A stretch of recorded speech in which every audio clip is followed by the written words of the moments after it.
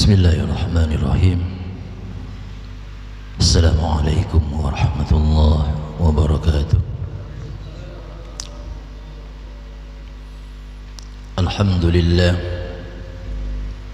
Alhamdulillahilladzi kafa ala sayyidil mustafa sayyidina Muhammadin wa alihi wa ashabihi wa man tabi'ahum bi ihsan wa bi ihsan ila yaumil amma ba'd. Hadratul muhtaram, para alim, para ulama, para asatid, para sesepuh, terkhusus akhina fillah al-ustaz Abdul Rafiq, wa kadzalika ustaz-ustaz yang lain dan juga para ikhwan yang dirahmati Allah, yang dicintai Allah. Mudah-mudahan kita semua diberkahi Allah, kita dirahmati Allah, dan nanti kita akan berada di telaganya baginda Rasulullah sallallahu alaihi wasallam. Amin ya rabbal alamin. Pertama, tak lupa al-fakir senantiasa bersyukur kehadiran Allah Subhanahu wa taala, yang di mana berkah kasih sayangnya Allah, berkat cintanya Allah, hingga detik ini kita masih diberikan kesehatan oleh Allah, masih diberikan panjang umur, masih diberikan bisa duduk bersama, bisa bercanda dengan anak, istri dan keluarga.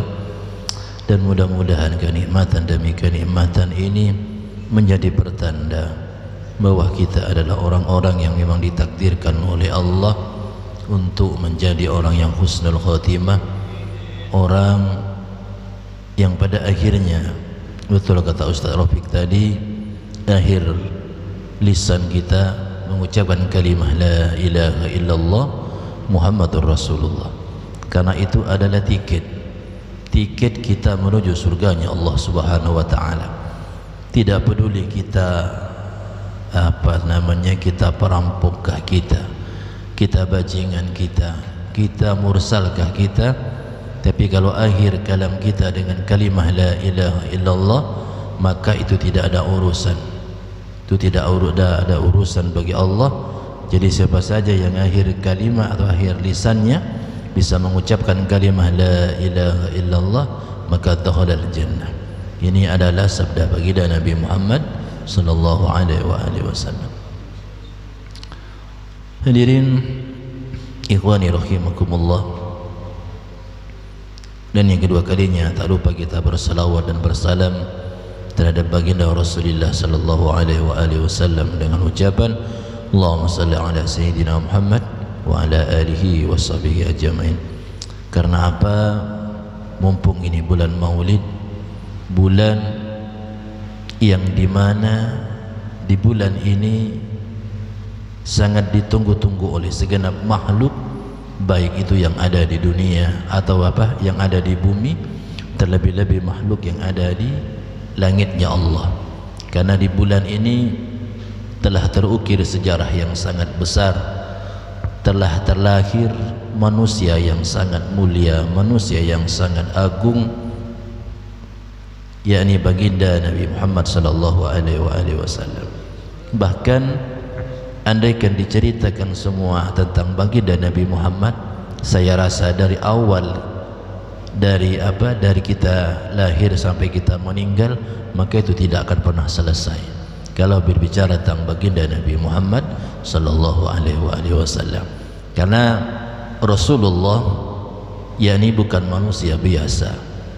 Beliau memang al-basar walakin laisa kal-basar. Ini baginda Nabi. Memang beliau adalah baginda Nabi Muhammad adalah manusia, tapi walakin laisa kal-basar, bukan manusia biasa. Manusia yang dipilih oleh Allah dari sebelum terbentuknya semua penciptaan yang ada di alam ini, baik itu di langit, baik itu di bumi. Jadi Rasul sudah dipilih oleh Allah Subhanahu wa taala. Maka beruntunglah kita yang menjadi umat daripada baginda Nabi Muhammad sallallahu alaihi wasallam. Bahkan dalam satu riwayah dikatakan di waktu Nabi Allah Musa alaihi salam, di waktu membuka kitab Taurat, maka terdapat di situ satu umat yang dimana umat itu sangat besar rombongannya, sangat banyak rombongannya, dan kecil-kecil, umurnya pendek, badannya kecil, cuman keutamaan itu lebih besar dari umat-umat yang terdahulu.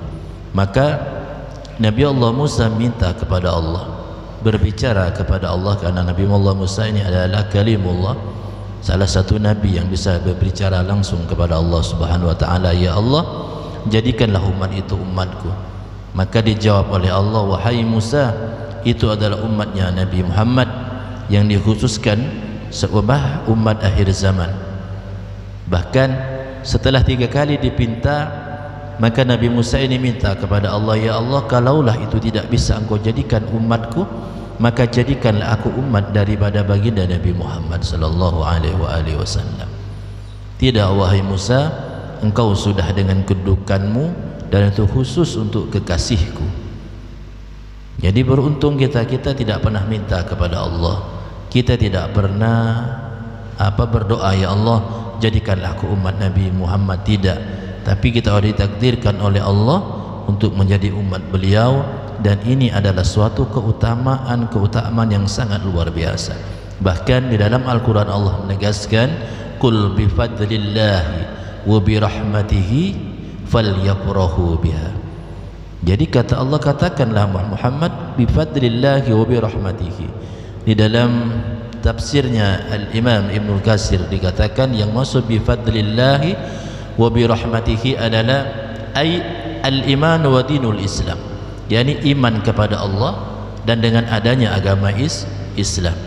Jadi Islam tidak akan pernah ada kalau tidak ada baginda Nabi Muhammad sallallahu alaihi wasallam. Jadi sebenarnya kenikmatan yang sangat besar yang datang kepada diri kita adalah dengan hadirnya, dengan adanya sosok yang mulia, yakni baginda Nabi Muhammad sallallahu alaihi wasallam. Bahkan di dalam suatu riwayah, suatu kitab diterangkan, kalau enggak keliru seperti ini, laulaka ya Muhammad ma khalaqtu ahlaf. Andaikan aku tidak pernah menciptakanmu wahai Muhammad, ma khalaqtu ahlak, aku tidak akan pernah menjadikan semua yang ada di dunia ini, baik itu langit, bumi, manusia, binatang, semua benda mati, benda hidup, kesemuanya itu Allah ciptakan dikarenakan disebabkan ada nur baginda Nabi Muhammad sallallahu alaihi wasallam. Jadi maka berkata baginda Nabi, ya Allah, kalaulah semua ini tercipta dari nurku, tercipta sebab karena diriku, maka aku ini untuk siapa wahai Rabb? Maka dijawab oleh Allah, ya Muhammad, antali habibi, engkau diciptakan wahai Muhammad hanya untuk menjadi kekasihku. Fasakatan Nabi, maka terdiam baginda Nabi dan tertunduk malu atas jawaban Allah Subhanahu wa taala, wahai Muhammad, kalaulah engkau tahu engkau diciptakan untuk menjadi kekasihku, tahukah engkau untuk siapakah diriku ini? Maka fasakatan Nabi, dan terdiam juga baginda Nabi. Maka berkata Allah Azza wa Jalla, aku adalah lima yusalli alaika ya Muhammad, aku adalah untuk orang yang bersalawat kepadamu wahai baginda Nabi Muhammad.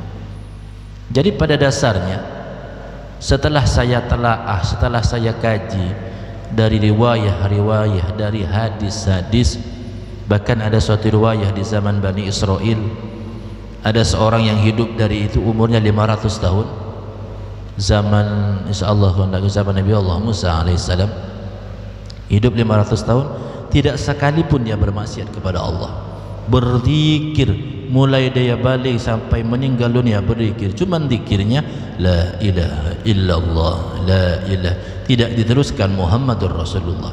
Lalu apa yang terjadi waktu dia meninggal dunia? Waktu dia meninggal dunia, maka Allah merintahkan kepada malaikatnya, wahai malaikat, lemparkan hambaku itu ke dalam neraka, Maka berkata si hamba tadi, ya Allah, bukankah aku beribadah kepadamu siang malam, tidak sedetik pun aku bermaksiat. Memang engkau beribadah kepadaku, tapi engkau tidak berwasilah terhadap kekasihku, yakni Muhammad sallallahu alaihi wasallam. Jadi sehebat apapun kita, sewali apapun kita, kalau tidak melewati baginda Nabi Muhammad, maka semuanya akan terputus, maka semuanya akan tertolak. Maka hati-hati, terkadang di di HP, terkadang kita kalau download apapun mengenai maulid mengenai baginda Nabi Muhammad, yang deretan pertama 1, 2, 3 itu jangan dibaca, karena di situ kebanyakan orang-orang yang tidak senang terhadap baginda Nabi Muhammad, atau orang-orang yang memiliki paham bahwa semua yang kita lakukan, baik itu acara maulidan, acara itu dikatakan bid'ah oleh mereka.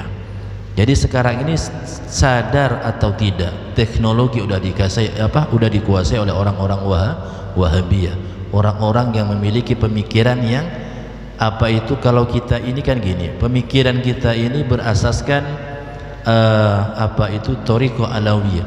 Bagi mereka hal-hal seperti ini dikatakan adalah dongeng, dikatakan cerita, dikatakan hal-hal yang tidak masuk akal dan yang bisa membawa kita kepada kehancuran menurut mereka. Maka hati-hati kalau membuka internet, membuka apapun itu dibaca 1, 2 sampai selesai semuanya. Karena sekarang internet dikuasai oleh orang-orang yang tidak senang khususnya terhadap baginda Nabi Muhammad sallallahu alaihi wasallam. Jadi hati-hati. Bahkan kalau kita buka misal masalah dalil hadis atau apapun, maka di situ dikatakan dalil ini lemah ini dan sebagainya, dhaif ini dan sebagainya, maka hati-hati. Nanti tanyakan sama yang lebih ahlinya, benarkah ini seperti ini ya. Takut nanti kita terbawa. Ya, takut. Jadi kalau yang udah biasa di pesantren itu paham mana yang dhaif, mana gini.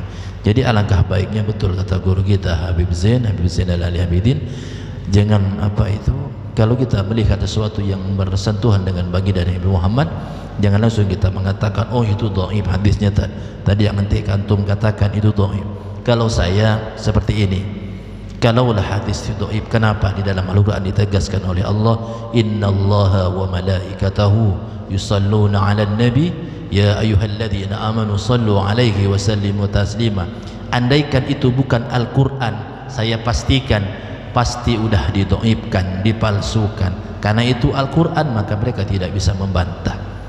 Jadi kalaulah Allah Subhanahu wa taala zat yang menciptakan kita, yang menjadikan kita itu bersalawat terhadap baginda Nabi Muhammad, para malaikat-malaikat bersalawat terhadap baginda Nabi Muhammad, apalah kita ini ibarat jangankan kita, udah tidak ada hitung-hitungannya.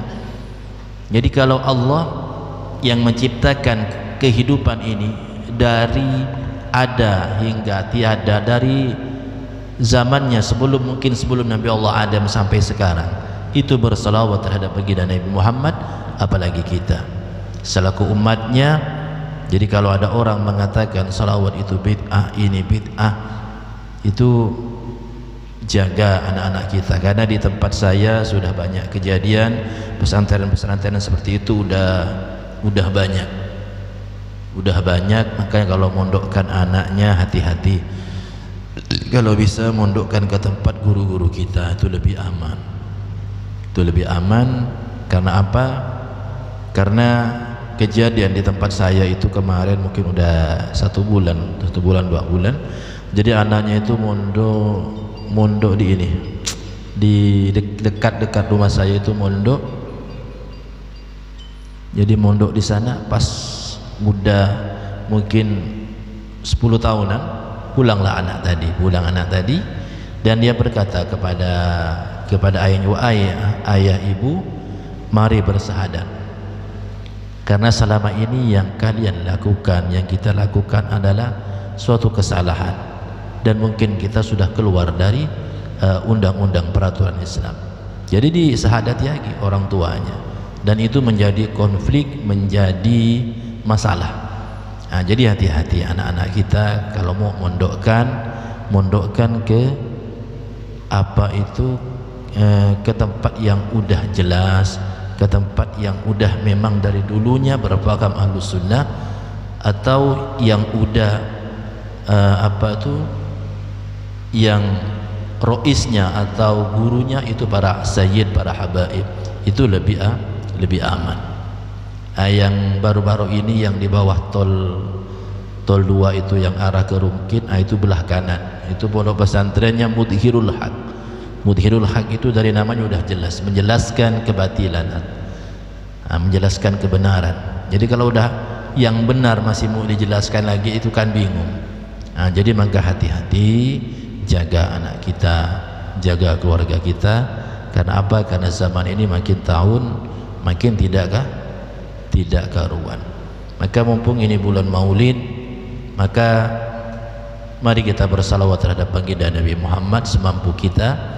Mudah-mudahan dengan harapan kita akan diberikan keimanan, kekokohan, keistiqomahan di dalam meyakini akidah kita yang sudah tertanam dari para guru-guru kita, dari para leluhur kita. Jadi hati-hati kalau ada paham baru, hati-hati. Karena mereka juga mempunyai mempunyai kitab, juga mempunyai landasan. Karena intinya mereka tidak percaya dengan apa yang kita yakini. Udah ratusan tahun kita yakini, mereka tidak percaya bahwa semuanya itu adalah tahayul, semuanya itu adalah bohong belaka. Jadi mereka katakan mereka wali-wali itu bohong, jadi tidak ada wali. Nah itu. Jadi mari kita jaga kita, keluarga kita. Bahkan kata baginda Nabi, qala Nabi sallallahu alaihi wasallam, sayati zamanun 'ala al-ummati yafirruna 'anil ulama'i wal fuqaha fayabtalihumullahu bi salasatin balaya. Jadi terkadang kita nih heran dengan diri kita, kita kerja mati-matian. Kadang timbul di pikiran kita, carinya susah tapi keluarnya gampang. Nah ini udah diprediksikan oleh baginda Nabi. Kata baginda Nabi, sayati zamanun yafirruna 'anil ulama'il fuqaha. Akan datang nanti suatu zaman, kata baginda Nabi, yang dimana umatku ini akan lari daripada ulama, akan lari daripada fuqaha, orang ahli ilmu fikih. Sebab mereka lari, maka Allah akan memberi hukuman terhadap mereka.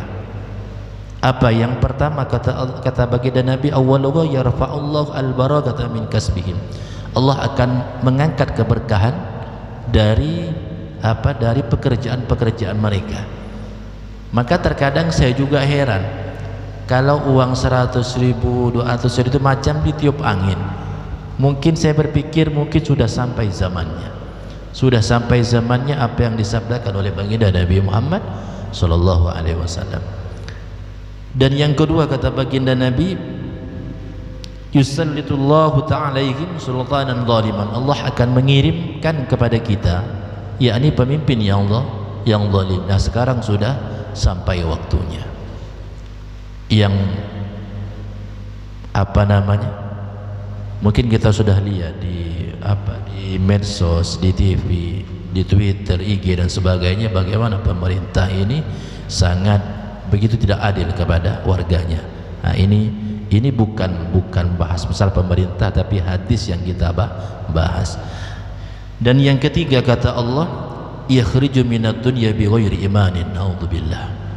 Kebanyakan dari kita yang meninggal ini terkadang mautul fujat. Mautul fujat itu mati mendadak, mati terkadang tanpa membawa iman.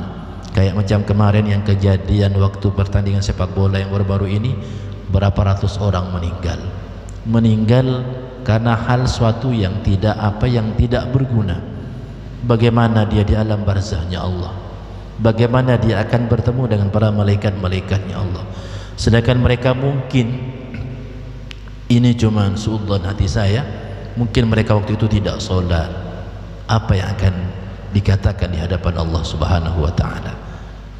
Maka saya berpesan terus untuk pribadi saya sendiri, jaga anak-anak kita, jaga keluarga kita. Ada juga ada hal-hal yang memang yang membawa kita kepada mudarat, maka hindari. Maka sangat baguslah seperti ini yang diadakan oleh Ustaz Lobay, membuat majelis-majelis seperti ini adalah satu sarana menyelamatkan anak-anak kita, menyelamatkan kawan-kawan kita, keluarga kita dari hal-hal yang yang tidak diinginkan.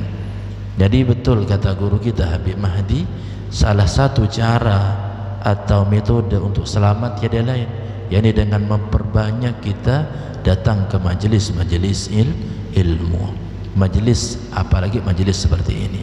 Ini akan menyelamatkan kita daripada kita ngomong hal-hal yang tidak karuan, daripada kita duduk-duduk yang tidak ada guna. Bagus duduk di majelis ilmu. Duduk kita sebentar di sini, maka akan menghapuskan semua dosa-dosa kecil kita. Apalagi kita baca rotib, apalagi kita di situ ada kajian-kajian kitab, kajian ilmu, itu masya Allah nilai pahalanya tidak ada yang tahu, cuma Allah yang bisa menghitungnya. Wallahu yudhaifu liman yasha. Maka teruslah istiqomah. Adapun ya terutama saya minta maaf pada ikhwan kalau terkadang tidak istiqomah, karena kebetulan juga saya juga ada kesibukan kemarin di rumah itu, kesibukan karena kita juga mau bangun masjid, jadi sering rapat, sering itu, jadi kadang juga pas kena malam Kamis jam saya tinggalkan, tidak bisa. Jadi terkadang ya saya sangat sayang, kadang kalau tidak datang ke sini itu menjadi pikiran, ini saya kadang jadi pikiran ini saya. Terkadang kalau ada beliau, kalau pas tidak ada Habib Mahdi, mungkin kadang datang. Tapi insya Allah kedepannya akan saya usahakan, karena ini udah finish semua, udah tinggal pengerjaan. Karena kemarin itu kita lagi terbentur dengan izin, dengan itu. Nah, jadi mohon doanya, mudah-mudahan Allah gampangkan, Allah mudahkan lah. Ya. Mungkin cuma ini karena intinya gini, di bulan ini marilah kita bersalawat, memperbanyak salawat.